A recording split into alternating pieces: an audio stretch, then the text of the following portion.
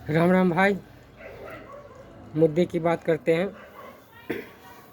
सभी मुस्लिम भाइयों ने गौ माता के लिए राष्ट्रमाता घोषित करने का आह्वान किया है।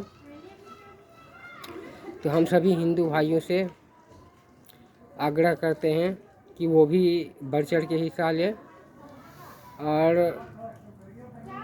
सभी हिंदू भाइयों से निवेदन है कि जो गौ माता हमारी दूध नहीं देती है या फिर बछड़े जन्म लेते हैं तो उसे किसी के हाथों बेचे ना। जगह जगह गौशाला बनाया गया है, उस गौशाले में गौ माता को, बछड़ा को पहुंचाने की कष्ट करें। ये आप सभी हिंदू भाइयों से निवेदन है मेरा, तभी जाके हमारे गौ माता राष्ट्रमाता बन पाएंगे। पहले तो हम लोग ये कहते थे, जो गाय को रोटी खिलाते हैं, जो रोटी के साथ गाय को खाते हैं, वो कैसे मानेंगे। तो भाई, जैसे ही आपने बंगाल न्यूज़ में देखा होगा, बंगाल में हर जगह कहीं भी अब तो बड़े बड़े मौलाना जी भी कह रहे हैं कि उनको राष्ट्रमाता घोषित करो और उन पे पाबंदी लगाओ। तो जब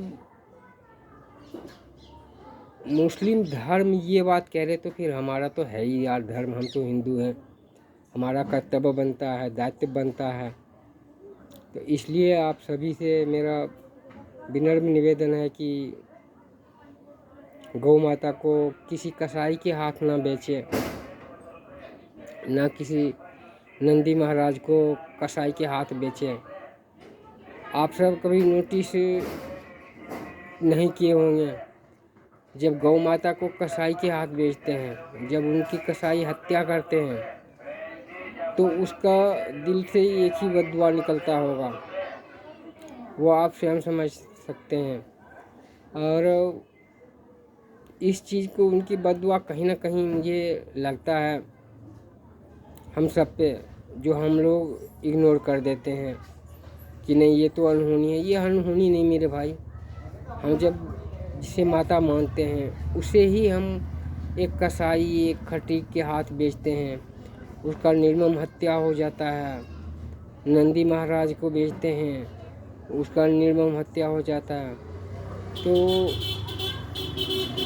इसका पाप का भागीदार तो भाई साहब जो हम लोग पालते हैं हिंदू भाई बहन वही होंगे, ना कि विशेष धर्म मुस्लिम धर्म का लोग।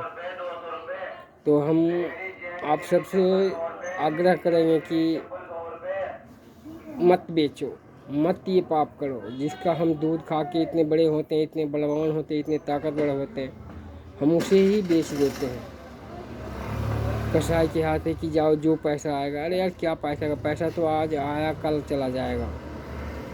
अपना दायित्व, अपना कर्तव्य जो बनता है हम उस पर फोकस करेंगे, ना कि हम ये 2-4 पैसे की लालच में हम भेजते हैं। उससे हमारी एक, क्या पता वो पैसा ही मेरे लिए कलेश बन जाए। जैसे कई बीमारी हो जाता है, अपने घर में अनहोनी हो जाता है,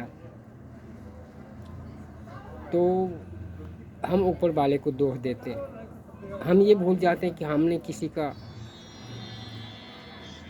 दिल दुखाया, किसी को कसाई के हाथों बेचा।